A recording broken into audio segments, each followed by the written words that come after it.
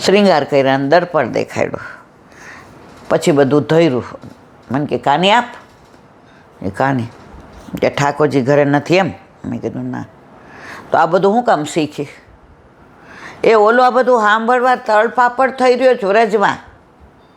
તે બ્રહ્મ સંબંધ દીધું ત્યારને મીઠડી, તારના મીઠી બેન છે. મને કહે ઠાકોરજી પધરાવી લે. મેં કીધું બા હજી હું ટાઈમમાં થાઉં છું, મારે 2 છોકરાઓ નાના છે, હું નોકરી કરું છું ને, એમાં સવારે 7:30 જવાનું. મને કે તાર 4 છોકરા હોય ને 4ને સ્કૂલે સવારે 7:30 મોકલવાના હોય તો તૈયાર કરે. મેં બા એ તો કરવા જ પડે ને. એને ટિફિન કરે. મેં કીધું હા. એને મૂકવા જાય. મેં કીધું હા, બેયનું કરું જ છું, ટિફિને કરું છું, મૂકવાય જાઉં છું ને ઓફિસે જાઉં છું.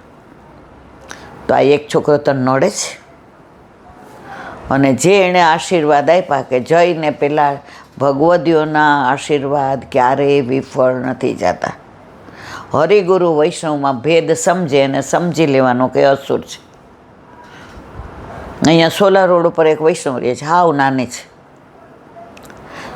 એ કે ઈલાંટી મને છે ને વૈષ્ણવની સેવા બહુ ગમે. કોઈથી થતું હોય ન થતું હોય તો મને એને ઘરે સામગ્રી પધરાઈ આવું, પ્રસાદ પધરાઈ આવું, ઠાકોરજીને ધરેલો. તો મેં એ કે કાઇનેટિક શીખી લીધું છે. તો કોઈ મને કહે ને કે તો હું રાજી થાવ કે આજે મારા ઠાકોરજી પ્રસન્ન કે આજે વૈષ્ણવ મને સામેથી ટેલ આપી. હશે પરાણે 45ની, બહારનું ખાતી નથી, 8 આમની સેવા અને બધું કામ હાથે કરે. મેં કીધું કાં? તો મને કે નોકર ઘરમાં આવે ને તો ઠાકોરજી કે મારી ટેલા નથી થતી નથી ને એટલે હવે કે મેં ના પાડી દીધી. તો મેં કીધું ક્યારે કરે? મને કે કેમ વાર લાગે?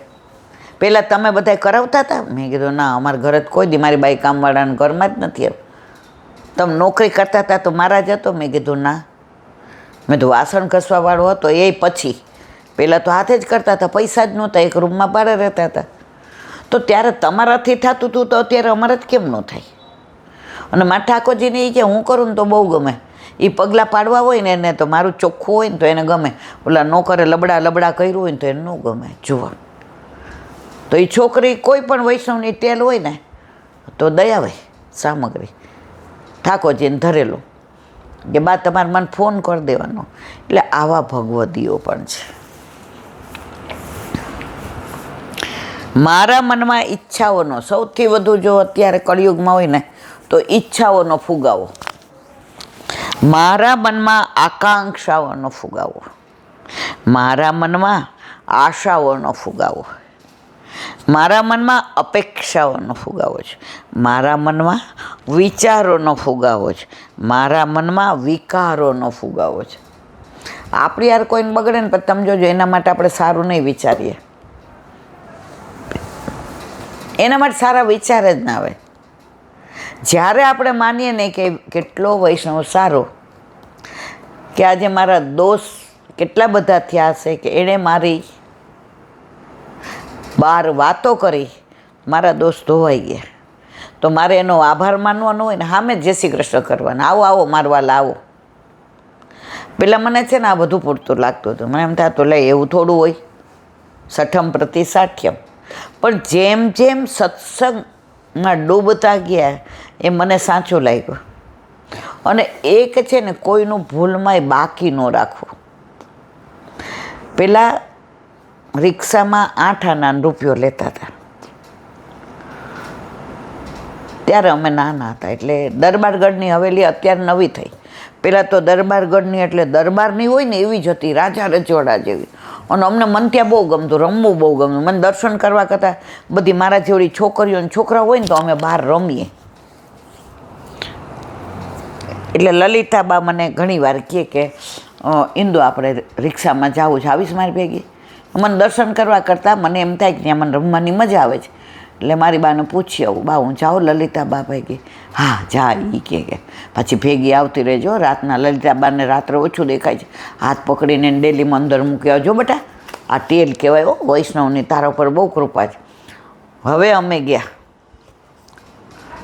તો વળતી વખતે એક વૈષ્ણવ કે લલિતાબા તમે લક્ષ્મીવાડીથી લેશો? એ નિષ્કંચન હતા. એટલે લલિતાબા કે હા હા. એટલે મેં કીધું બા ક્યાં આપણું આ બાજુ ને ક્યાં લક્ષ્મીવાળી?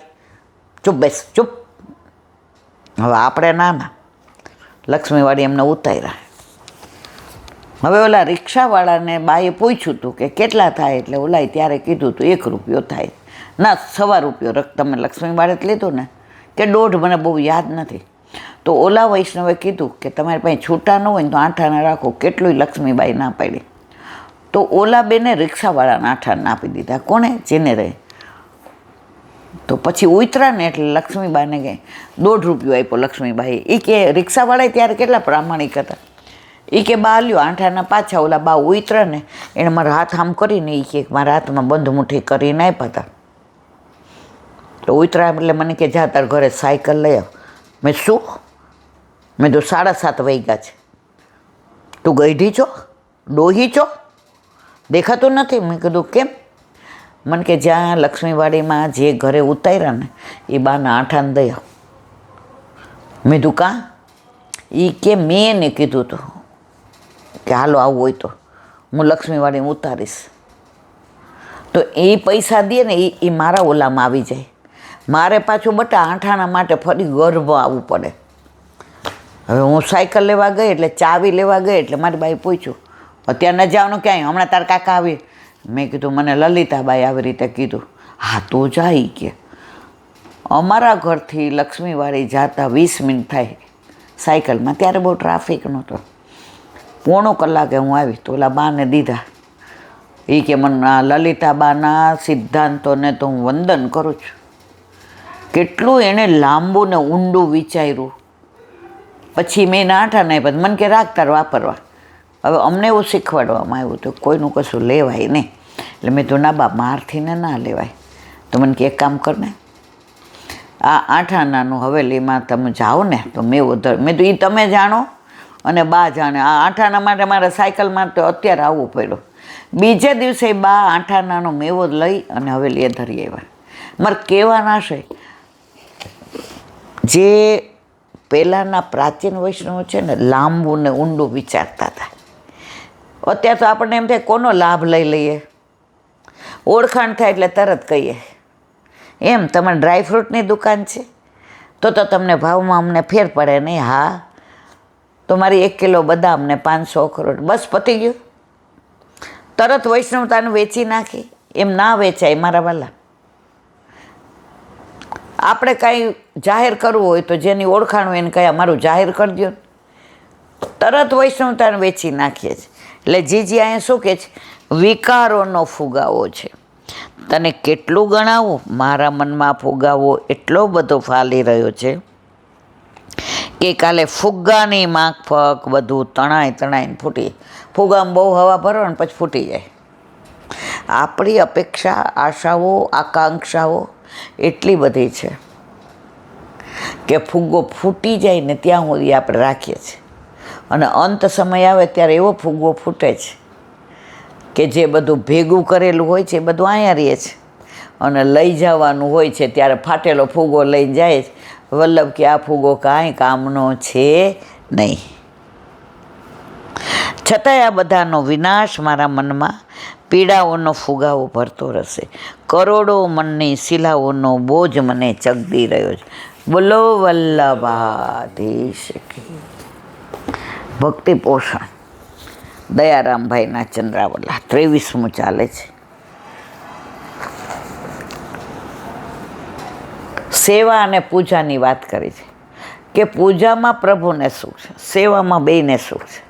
અને સેવામાં ભક્ત વૈષ્ણવ પ્રભુના જ તત્સુખનો વિચાર કરે છે. એક વૈષ્ણવ ઠાકોરજીને ઢોકળા ધરાવે ને તો રાતના હાથો ન નાખે, એ સવાર વહેલો નાખે. મને એક વૈષ્ણવે કહ્યું તો હું એને ઓળખતી નથી. તો ઓલા વૈષ્ણવે પૂછ્યું કે આંટી તમે કેમ વહેલો? એ કે રાતના. કે પ્રભુ એટલા બધા કોમળ છે. હવે માનો કે ખાટું થઈ જાય તો એમનું મુખારવિંદ બગડી જાય ને, એટલે સવારે હું આથો નાખું ને નાહી ધોઈને તો બપોરે મારા પ્રભુને લાયક થાય.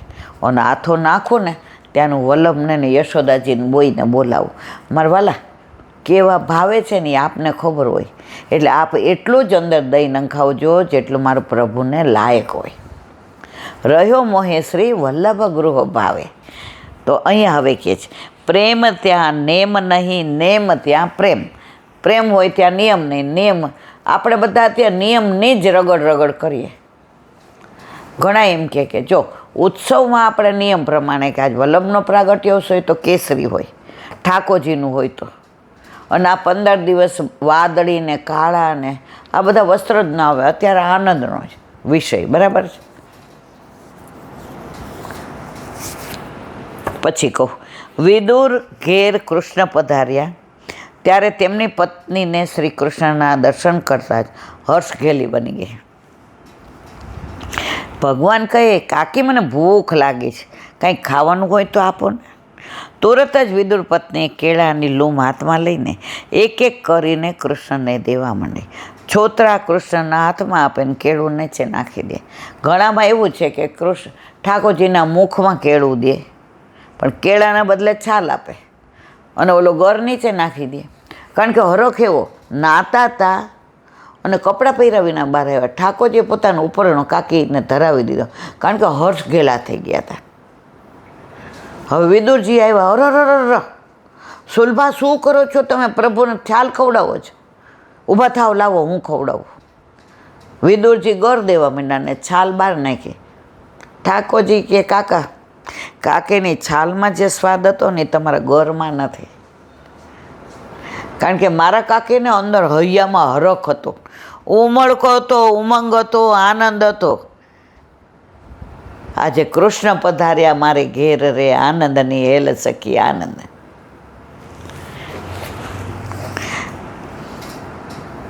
ભગવાન પણ સ્વાદે કરીને છિલકા આરોગવા માંડ્યા. તેવામાં વિદુરજી આવ્યા. જોતા જ પત્નીને સાવધાન કરે, આ શું કરો છો? જોતો ખરી. ત્યારે તેને ભાન આવી પસ્તાવો થયો. પછી છિલકા નાખી અંદરનું કેળું ભગવાનના હાથમાં આપ્યું.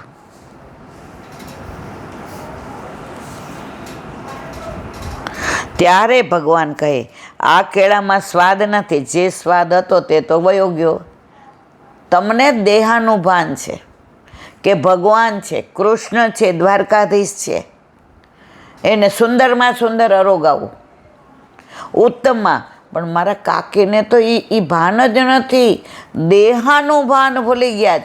એટલે એની અંદર જે આનંદ છે ને એ તમારા ઓલામાં નથી. એક ગામડામાં એક વૈષ્ણવ હતા ને, કેળા વેચતા, કેળાની લારી, આપણામાં રેકડી કહે, ખબર, કેળાની રેકડી લઈને નીકળે. એટલે હવે વેચાય તો સાંજે સફરજનને ચીકુ લાવે અને જુએ કે આજનો ખર્ચો નીકળે એટલું જ છે, એટલે એ કેળા લાવે. તો એની વહુ સવારે પૂછે કે આજ કાંઈ? એ કે ના, આજે બધા કેળા જ ધરાવજો. તો એની વહુ 2 કેળા લઈ લે, 1 કેળાનો પણો બનાવે અને 1 કેળા દૂધની અંદર પેલા કરીને અંદર ઇલાયચી. મારા વાલા, આજે કેળાની બધી સામગ્રી, પણ તમારા સફરજનનો હલવો માંડીને.